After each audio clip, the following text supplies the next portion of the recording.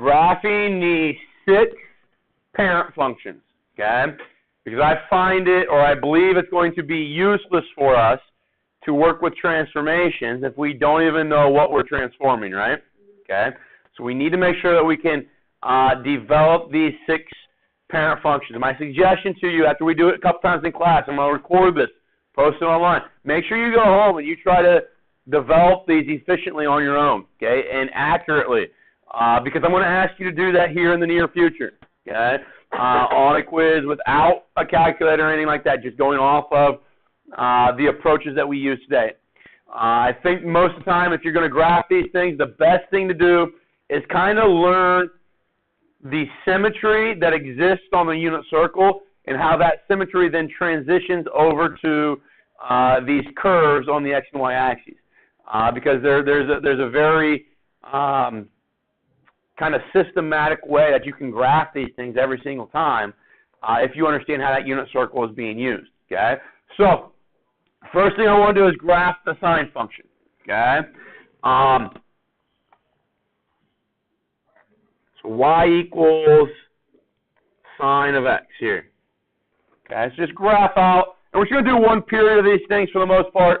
When we get to the reciprocal functions, we might do a period and a half, 2 periods. But right now, sine and cosine is going to do 1 period. So I'm going to go find where I want my period to stop, right? Okay. Now, obviously, if it's already dictated for me, I've got to use what's there, but if it's a blank graph, I go choose 2 pi. That's where my curve is going to exist inside this range right here, this region. Okay. The next thing you do, and this is the idea of the symmetry that exists on the unit circle and how that turns into basically chunking up intervals on the x-axis over here. Once you find you've determined your total interval that this thing is going to repeat itself within, you then cut that in half. Okay, and that's going to be a really, really nice point there. When you do that, you generate that interval and that interval, correct? Okay, you then cut those in half. So cutting 0 to pi in half would give me pi over 2. Cutting pi and 2 pi in half would be 3 pi over 2. The one thing to kind of think about is if you struggle, and some people do, I think eventually I've seen enough, you'll get this, but they struggle from going to basically this halfway point in the yellow interval. Well, once I find that point right there, in every one of these 6 functions that we do this, that becomes kind of your counting tool to continue all the way through out to 2 pi. Does that make sense? Or to finish your period off. So if I struggle figuring out what this is, I can go 1/2. 1/2 plus 1/2 is 1. 1/2 plus 1 is 3/2, right? And you can develop it that way. All right, so the sine function is going to, from the unit circle, oscillate between what 2 values? Let's see the largest y value and the smallest y value. 1 and -1. So we put those up there. 1 and -1. Okay. And now here is the symmetry aspect that is coming from the unit circle. Okay. The sine function on the unit circle is going to start at 0, 0, right? So we get that point there. Getting all the way around the unit circle would get you back to the same starting spot, right? Where your ending spot becomes your starting spot or whatever, how you want to view it. But you graph those 2 points. You graph what it starts as and what it ends as inside 1 period. Okay? And now what is nice is because of the sine function, doesn't halfway around the unit circle go halfway around the unit circle. So you're at pi then, right? Isn't that at the same y value that you started at or that you finish at, correct? So because of that concept, when we graph the sine function, we graph this first point, we graph the last point, we then cut that in half, and we graph that point. Okay? those points are kind of the starting and ending points of those blue and yellow intervals, right? So now what happens in those blue and yellow intervals is that we're actually going to cut those in half. Because that blue interval mimics on the unit circle the first and second quadrants, right? And in the first and second quadrants, the largest y value you come up with is 1, and that happens at pi over 2. Okay? So once we get these 3 points on the x-axis, between the first 2 points, we're at halfway in between the first 2 points, we're at a maximum of 1. And then halfway in between the second and third points on the x-axis, where are we going to be? -1. Because on the unit circle at 3 pi over 2, we're at a height of -1, right? Okay. This process, I think, is going to allow you to kind of expedite the process in coming up with these curves. If you ever get confused and say, I'm on my quiz or my test, and I forget which one this is. Do I graph the sine or cosine or whatever? What's the final graph going to look like? Could you take a minute, look at your unit circle, and plot the points off your unit circle? Okay, so but that's the long way of getting this curve. Okay, but then once we have those 5 points, we're going to connect them with a smooth curve. Okay. So that there is one period of your sine function. And then if I want more, if I want a period to the left of the x or y-axis, and I want maybe a period to the right of 2 pi, can I just reface that thing? Yep. Okay. Questions on that? So that's a sine function. Pretty straightforward, right? Eventually, if I want to graph the cosecant, I can't graph the cosecant until I know what that thing looks like. Okay, because they're reciprocals, right? All right, so let's do the cosine real quick.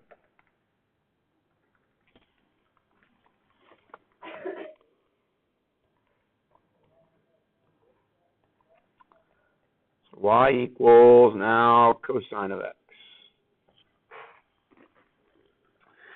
Again, the cosine is going to go between 1 and -1. I'm going to decide where the period is going to end out here at 2 pi, and I chunk it in half like I did on the sine, and then I chunk those in half just like we did on the sine. So developing that interval on a set of intervals on the x-axis is exactly the same for the sine function and cosine function. Doing that, obviously, is going to create that interval and that interval. The sine function, though, when we deal with the sine function, what is the, cosine function, when we deal with the cosine function, where do I start? Do I start at 0, 0? When I have 0 radians, what's the cosine function for 0 radians? 1. So I plot that point. Okay? If that's my starting point, that's also my ending point, right? So I go find those 2 points. Okay? Now, just like the sine function, halfway in between something nice happened, right? Halfway in between, so at pi, your cosine is -1, right? Does that kind of make sense? Okay? That should be analogous to what we see on the unit circle. You see a portion of the unit circle up there on the whiteboard. If I was at pi, you would see that ordered pair is -1, 0. So the cosine, which is the x value of -1, would be mimicked there at that red point down at the bottom. Is that right? Okay, so the first red point and the second red point, are they markers for this yellow interval? That make sense? They begin in that yellow interval, right? To go from that red one to this red one, what do I have to cross? X-axis. And I cross it exactly halfway in between on that yellow interval. And then the same thing happens over here. Halfway in between the blue interval, I'm going to cross the x-axis. So now, with those 5 points, you have enough to connect with a smooth curve Now, what I get a lot of times, guys, on tests and quizzes is people, well, these look linear, so they draw a straight line through these and it looks like a giant V, right? It is not that, and you will miss points for that. Okay, try to make this thing look smooth and curvy as much as you can. Okay, is that all right? Now, why is that process of finding the total period and then cutting that in half and then essentially cutting that in fours? Why is that beneficial to us? Because when we graph, just let me put another y-axis over here. So we're just going to do another graph.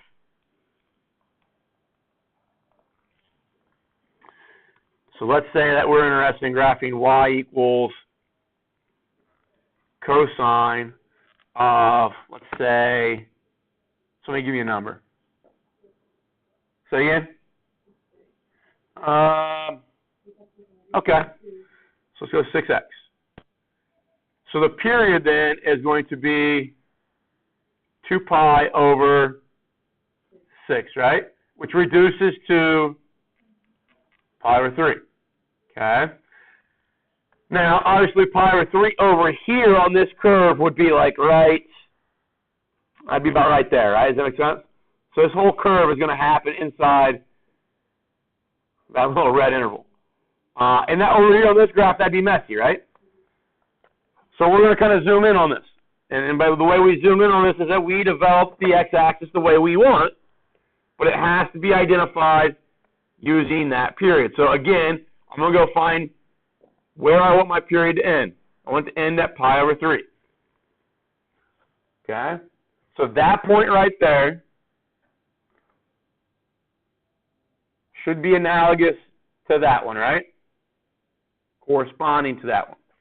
We then, to find that point, cut it in half, right? So what's pi over 3 cut in half? Pi over 6, right?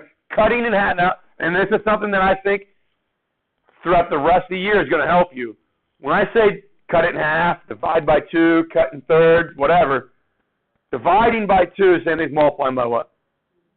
1/2. And the reason I think that's a good thing to do is because usually you're going to be dividing fractions.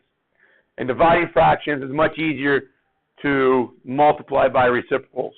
Okay? So if I want to cut pi over 3 in half, I was going to multiply by 1/2. Okay? Or divide by 2, multiply by 1/2. So it gives you pi over 6. Now I'm going to cut that in half. So cut that in half, you're going to get pi over 12. Okay? Now that pi over 12 is my counting tool, right? So pi over 12, here's 2 pi over 12. This next one would be 3 pi over 12.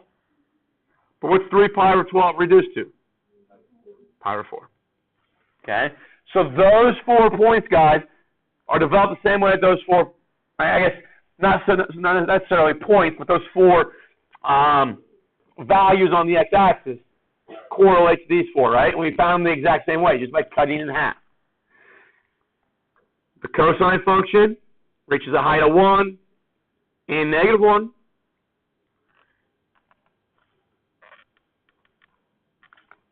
Just like over here, so that point and that point correlate. This one here and that one there correlate, right? Okay. Halfway in between, so that point right there should on this curve come over here to be at pi over 6. Okay. Now this point here, halfway in between 0 and pi, right? Halfway in that yellow interval. Well, that yellow interval should be 0 to pi over 6 right here.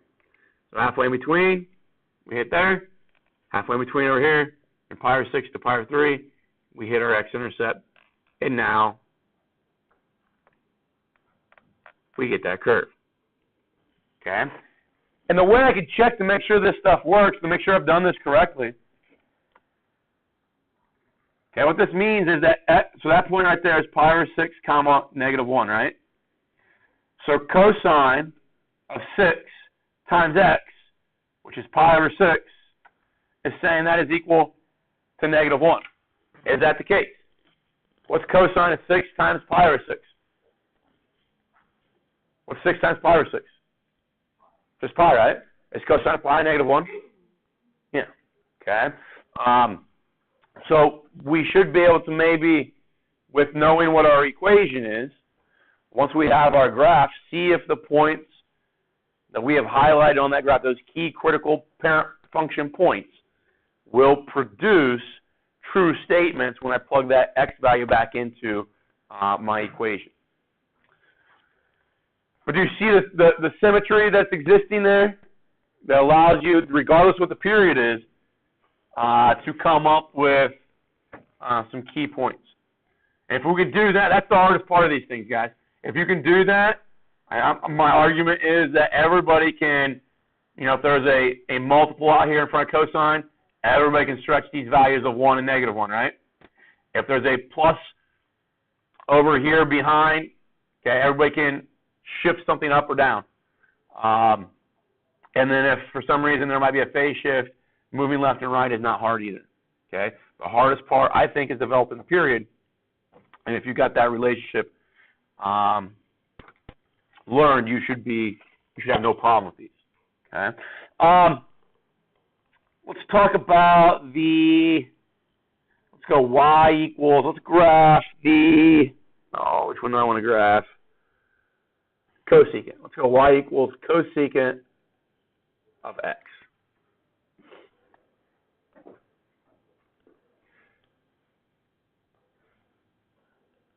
And this is kind of what we ended on yesterday in class. You're not going to graph the cosecant, okay?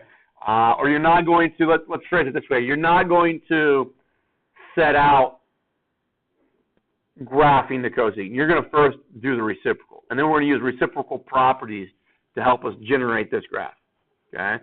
So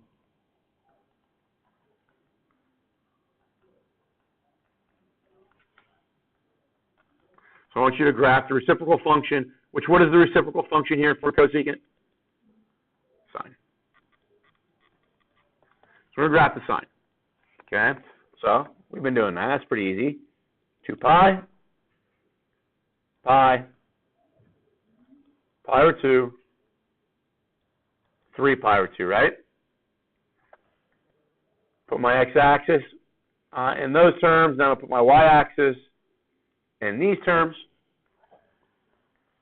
First point, right there, for the sine function, right? Last point is at 2 pi. Halfway in between a pi, we get another x-intercept. Sine function, does it start off increasing or decreasing? Increasing. So at pi over 2, we got that point. And at 3 pi over 2, we get that point.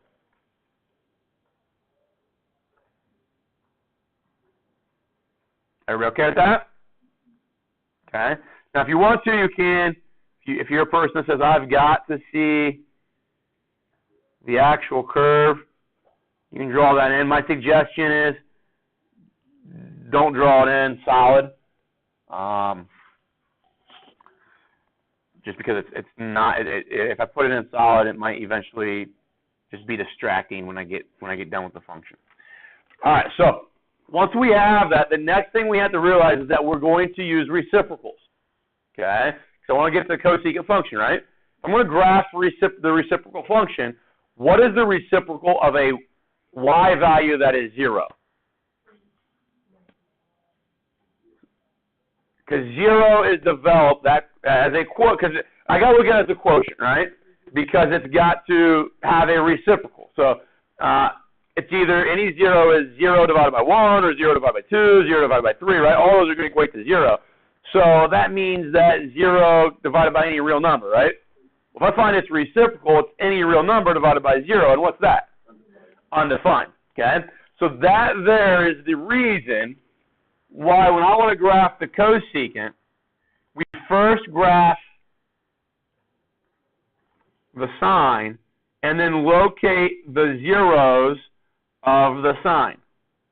Because the zeros of the sine are going to show me where the cosecant is undefined. Does that make sense? So the cosecant is undefined at those red lines, which are called asymptotes, right? Okay. So now those are actually going to stand in for some of the parent function points that we would use for the cosecant. Does that make sense? So the sine function, you have 5 points. The cosine function, you have 5 points that you're going to know. The cosecant function, you're really only going to know 2 points coupled with these asymptotes. And that will be 5 objects then, right? Okay. The next one we're going to look at is that y value of 1. At pi over 2, we got a y value of 1 for the sine, right? What's the reciprocal of 1? 1. Okay. So this point here on the sine curve is the exact same point on the cosecant. What's the reciprocal of -1? -1. So that point right there is also on the cosecant. Okay? So those are kind of the 5 objects that we need. Those 3 asymptotes and those 2 points. Now, because of what we've learned in college algebra with asymptotes, I'm going to move, and we know we don't have any x-intercepts for cosecant. Okay? So if I move to the right, can I go down? No. I have to go, as I move to the right, I have to move up towards that asymptote. Move to the left, up towards that asymptote.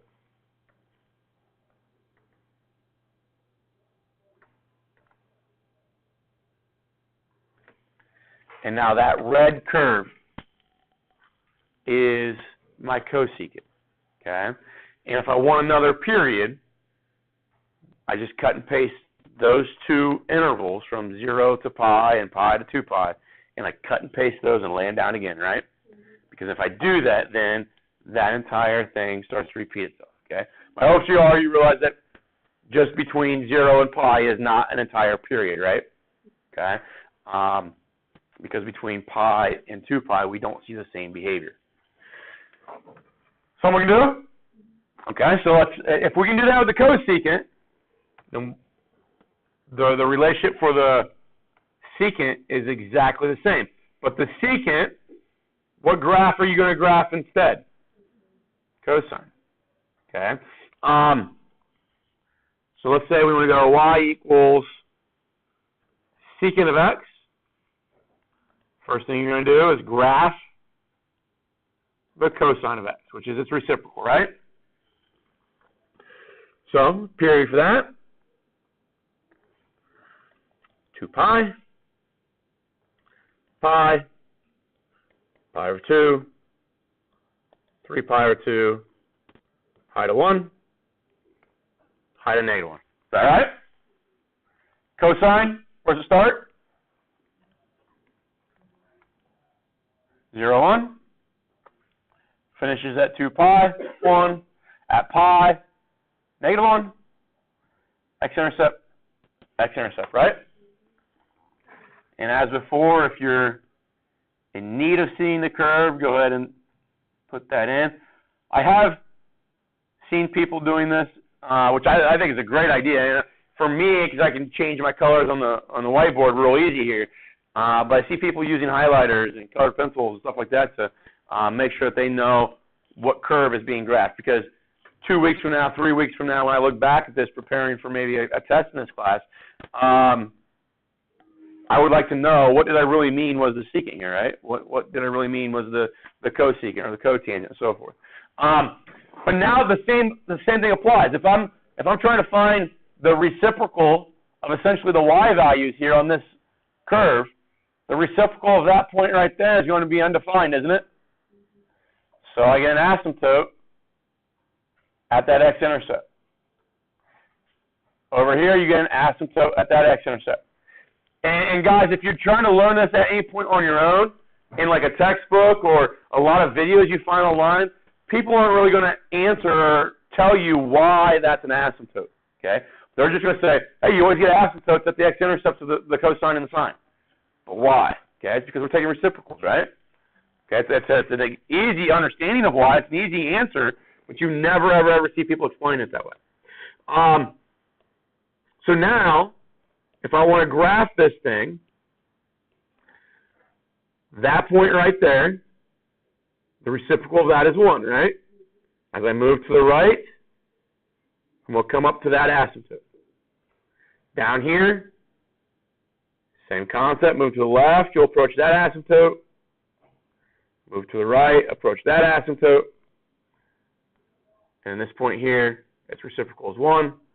You move to the left, you get that asymptote. Okay? Now, that is usually what you see for one period of the secant from 0 to 2 pi. But you see that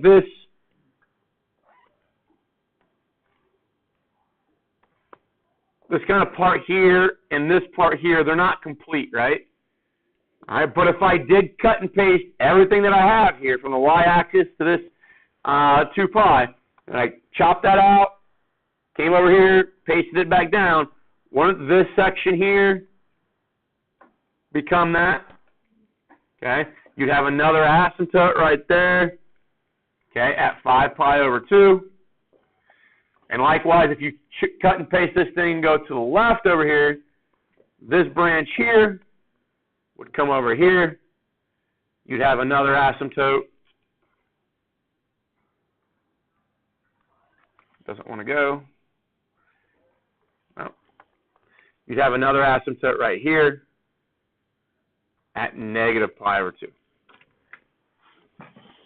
Okay? And doesn't that, when I have the entire thing there, the entire,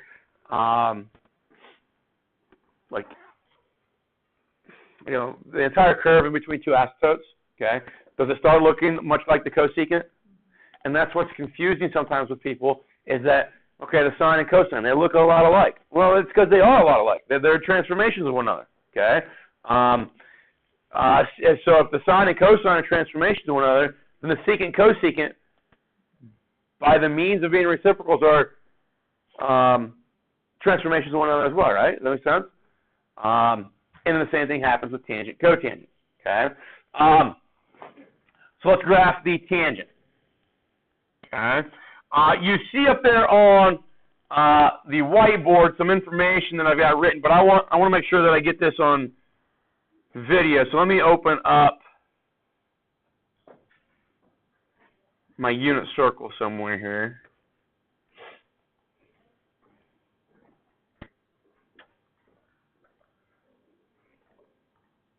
There's more in that locker over there if you want some.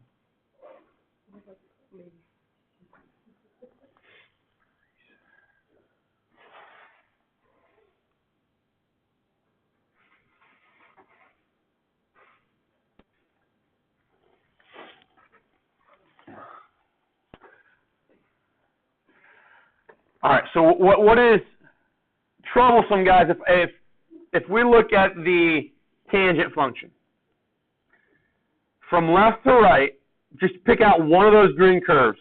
From left to right, what is that graph always doing? What's the behavior of the y values? They're always increasing, right? We say that function is strictly monotonic. Okay, that's the word, the phrasing for always increasing. If I look at this function, left to right, what's it doing? Always decreasing, okay? Now, there is a horizontal shift here, but the cotangent and the tangent, let's see here if I put this in a different window.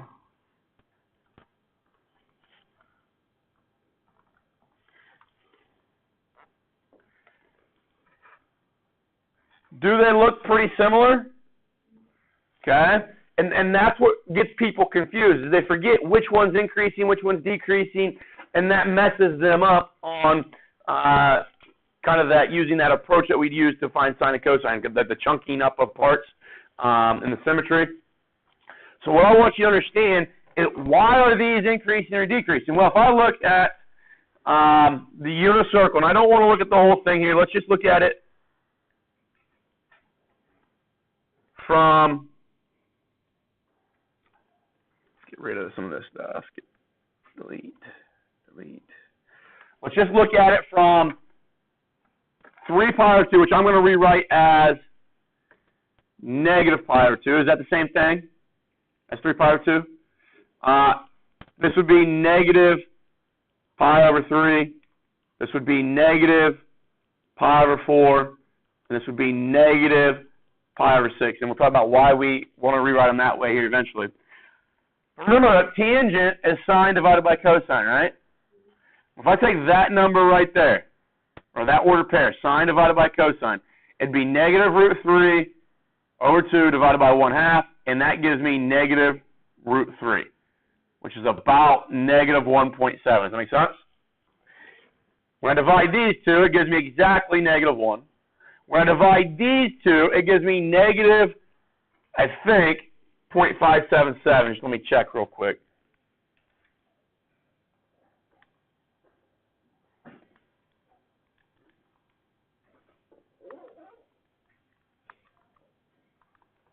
Yes. So negative 0.577.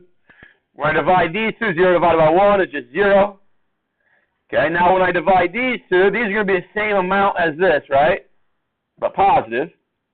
So 0.577. This one turns into positive 1. And this one turns into approximately positive 1.7, right? Look at these y from negative pi over 2 to pi over 2. What are those values doing? From one to the next, they're getting bigger, right? They're increasing, okay? That's why the tangent function from left to right will increase. Does that make sense? Okay. Now, some key points for the tangent function are, this is why I chose this to be written as negative pi over 2. That value would be 0, negative 1, right? That ordered pair. And if I divide those, sine divided by cosine, it's undefined, isn't it? Up here, it's 0, 1. 1 divided by 0, sine divided by cosine gives me undefined again, right? So for those 2 points, negative pi over 2 and pi over 2, those two values, you get undefined quantities, meaning that is going to be where we have our asymptotes.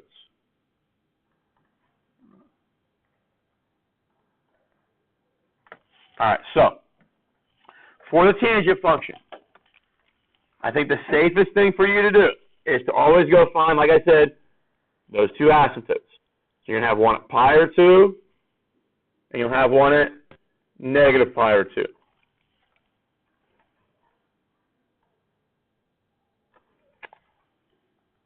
So put one asymptote in, and then the other one. That's something we can do? Okay. Now, what did that do? Well, that references back to that picture, or the picture they have on the whiteboard up there. Negative pi over 2 to pi over 2, that's looking at, on the unit circle, the fourth and first quadrants, right? Okay. There's a really, really, really nice value halfway in between negative pi over 2 and pi over 2, and that is 0, right?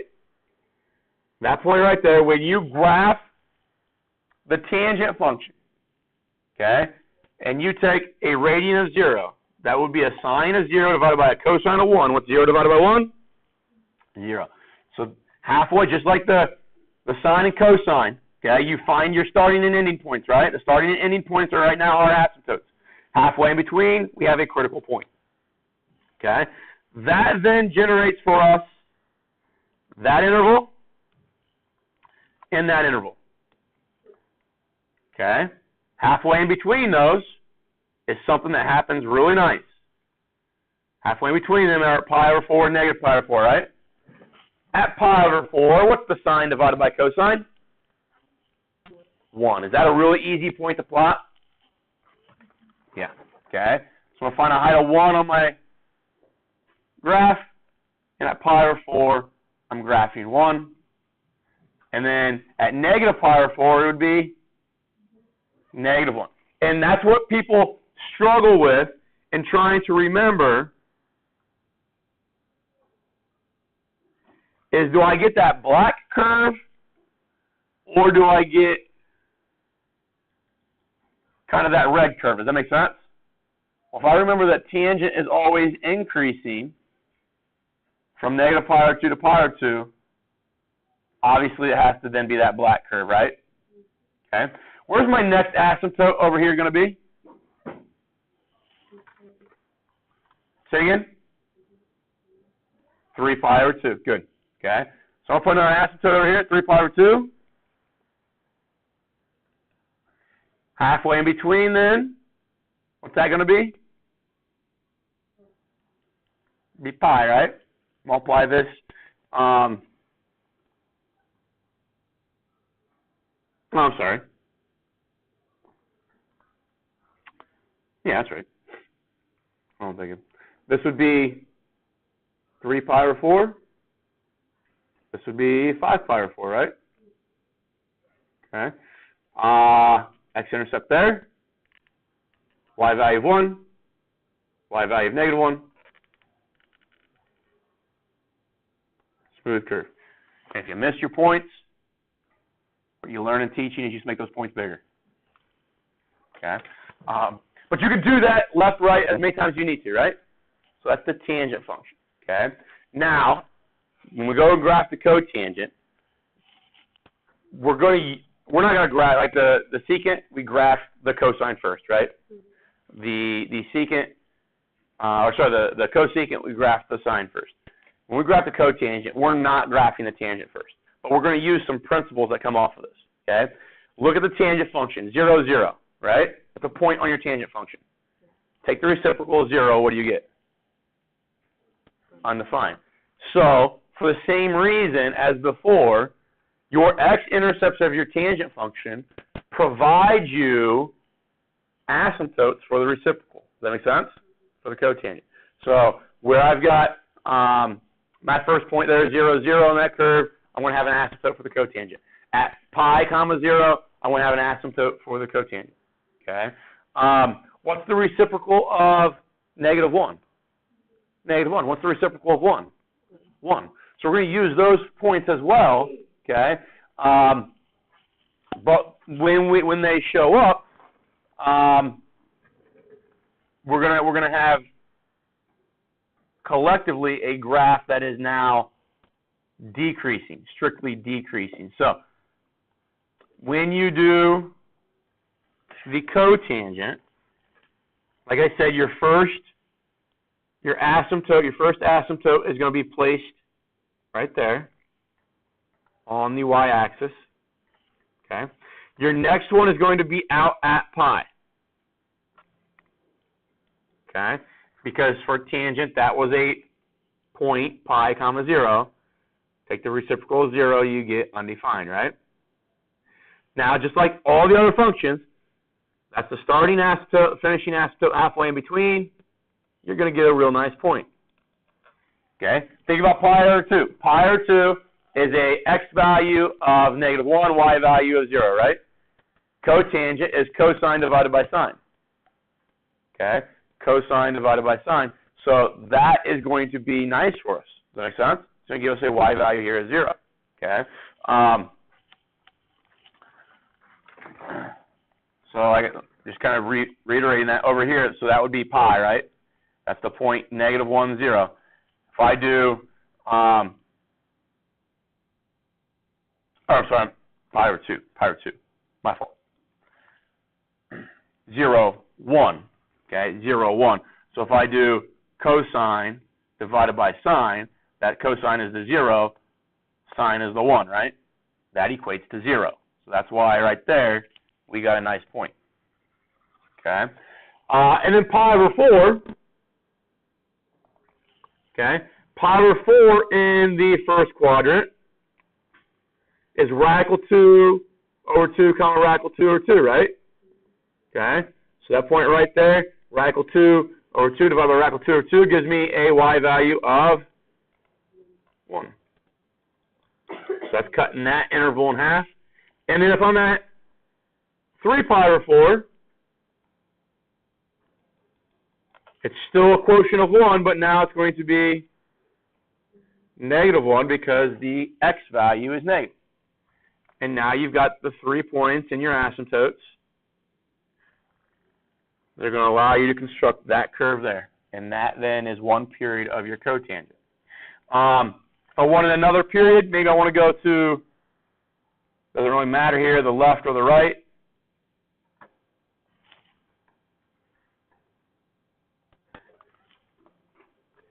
Okay. So then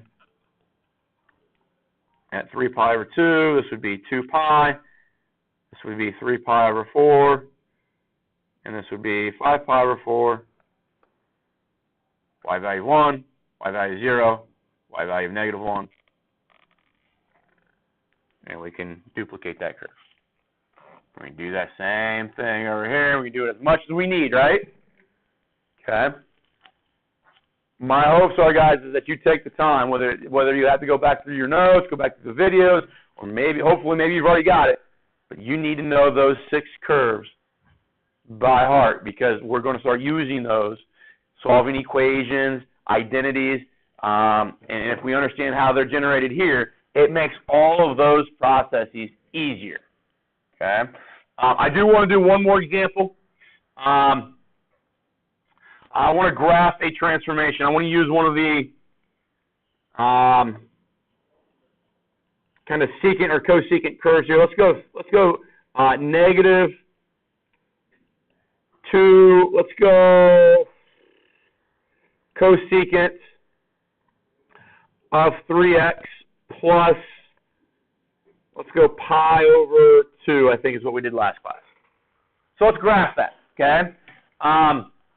The task in graphing that, guys, is to understand that the cosecant is not something you're going to try to directly graph, right? Okay? If that's the cosecant, what am I going to try to directly graph? The sine, right? Okay? So I'm going to rewrite this thing. I'm going to rewrite it as y equals negative 2 sine. Now, at the same time that I rewrite the cosecant as sine, I'm going to pull this 3 out, because that's going to impact my period, right? And when I factoring is just a fancy word for what operation? Division, right? And if I divide a fraction by a fraction, or a fraction by anything, I can translate that into multiplication by the reciprocal. So what is pi over 2 times a third? Pi over 6. Okay, so see how pulling that 3 out tells me what my left or right movement here is going to be? Okay, so in your homework, and this is something that I was working with some of you yesterday, several times yesterday, that they asked for like the amplitude, right? The amplitude is just the absolute value of this number out here. The amplitude is the distance between your wave, your axis of wave, and a maximum or minimum, and that distance is going to be positive, right? So they just want you to write always that the amplitude is 2, okay? Sometimes they put like an A here in the assignments because they're using the arbitrary or generic version, and they want you to put like that as your answer, okay, for the amplitude. So you got to find those absolute value marks. The period, what's this negative going to do for me? X-axis reflection. Okay. The period is always 2 pi divided by that b value, right? Well, our b value here is 3. So 2 pi over 3 is going to be the period. And then the pi over 6 is what we call our phase shift. That's your horizontal movement, right? Which direction? Left. That's going to be pi over 6 units. Now, here's the thing. Our period is going to be the first thing we use to graph this. The phase shift is something you want to think about as you're doing this. Because your phase shift, you're going to move all your points, right? Wouldn't it be really nice to have all my x-axis values listed as pi over 6 multiples? Because if it's pi over 6 multiples, it's going to be really easy to just move things over, okay? So sometimes that works its way out just in the way the problem's set up. Sometimes we might have to manipulate things to get that, okay? But I'm going to graph this function. So right now I'm going to figure out where my period is going to finish. So let's say that's 2 pi over 3. So halfway in between would be pi over 3. Halfway in between would be pi over 6. And this would be pi over 2, right? Okay, or 3 pi over 6 if you want to write it that way. Now, what that means to us then, guys, is that is my x-axis right now identified in terms of pi over 6s? Yes, so that matches up to our phase shift real nicely. Okay? If our phase shift was pi over 3, again, we have it met. We have that criteria met pretty well. But if my phase shift was like pi over 4, I don't have pi over 4 multiples up there, right? So that would be kind of something we have to mess around with then to go a little bit further. Now, I also know that this phase shift is to the left. So if I start with the sine function at this point right here, isn't that going to get moved over to the left? So I should probably put a negative pi over 6 over there. Okay. But when we graph, so I'm going to graph negative 2 sine of 3x first. Okay. So the sine function starts there, finishes there, halfway in between there. There's 1. There's negative 1. It starts at those points, right? So right there, guys, those 5 points are just for y equals sine of 3x right now. Does that make sense?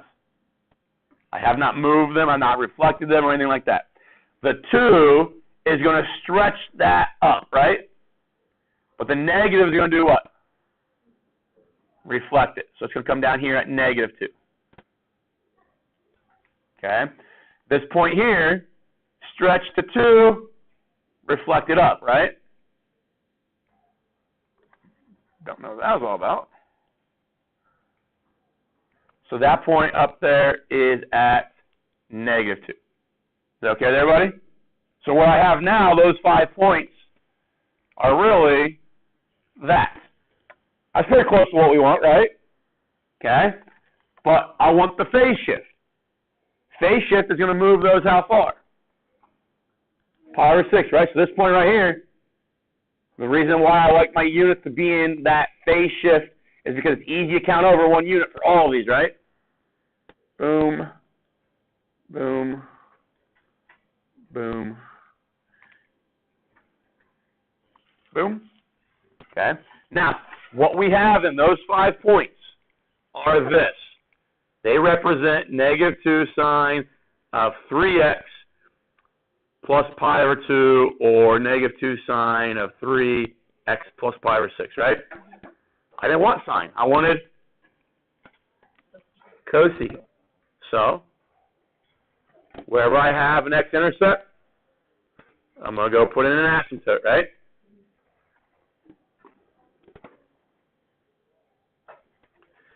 And then wherever I have, in those intervals, wherever I have a maximum minimum value, it becomes a point on my cosecant, and then I approach my asymptote. So your final graph should look something like that. Okay? That's the fastest way to graph secant and cosecant. Okay? With transformations and so forth. You would do the same thing with tangent and cotangent. Okay? And graphing the cotangent. Keep working on 6-3. I think I have it due tomorrow, but if you come across anything that is troublesome, I have no problem giving you one more day on that. Just let me know tomorrow.